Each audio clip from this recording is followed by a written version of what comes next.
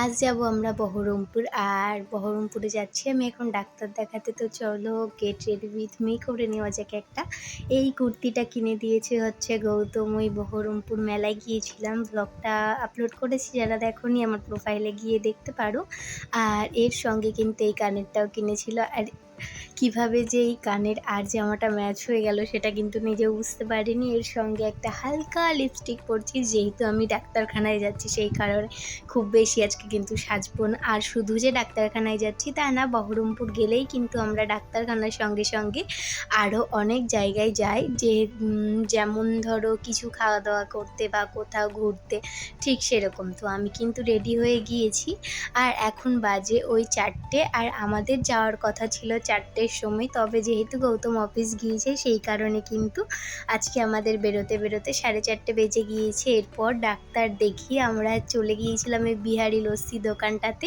এই দোকানটা কিন্তু অনেক ফেমাস, এখানে অনেক ফেমাস গায়ক এবং যেমন ইডি শেরিনও এসেছিলো এখানে এবং এখানকার লস্যি ট্রাই করেছে। তো সেখান থেকে আমরা নিয়েছিলাম লিট্টি চোখা আর লস্যি। আর এখানকার লস্যির সঙ্গে সঙ্গে এখানকার প্যারাটাও কিন্তু ভীষণ সুন্দর খেতে।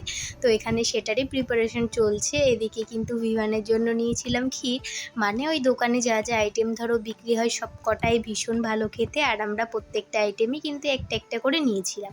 আর শুধু যে বহরমপুর গেলে ডাক্তার দেখাই তা তো না, আগেই বললাম আমি, সেই কারণেই কিন্তু আমি সুন্দরভাবে রেডি হয়ে যাই। আর গৌতমের কথা হচ্ছে যে যখনই আমরা কোথাও যাই, কোথাও যাওয়ার আগে সব সময় আমাদেরকে সুন্দরভাবে রেডি হয়ে যাওয়া উচিত, সেটা ডাক্তারখানায় হোক কিংবা অন্য জায়গায় হোক। তার কারণ আমরা তো রুগী না, তাই না, যে রুগীদের মতন উস্কো শুষ্কো চুল বা পুরনো জামা কাপড় পরে যাব। সবসময় সুন্দর করে সেজে গুজেই নিজেকে প্রেজেন্ট করা উচিত সব জায়গায়। এরপর এখানকার লিট্টি চোখাটা খেয়ে আমরা চলে এসেছিলাম আর আমাদের পাড়ায় খুব ভালো আজকে হাউল ছিল। আস্তে আস্তে 9:30 বেজে গিয়েছিল। ভীষণ পরিমাণে ঝড় বৃষ্টি হয়েছে বর্তমানে। তো হাওয়া হচ্ছিল, খুব একটা হয়েছে না, হালকা মতন ঝড় বৃষ্টি হয়েছে। এখানে কতটা ওই যে বললাম, যেহেতু বৃষ্টি হয়েছে সেই কারণে হয়তো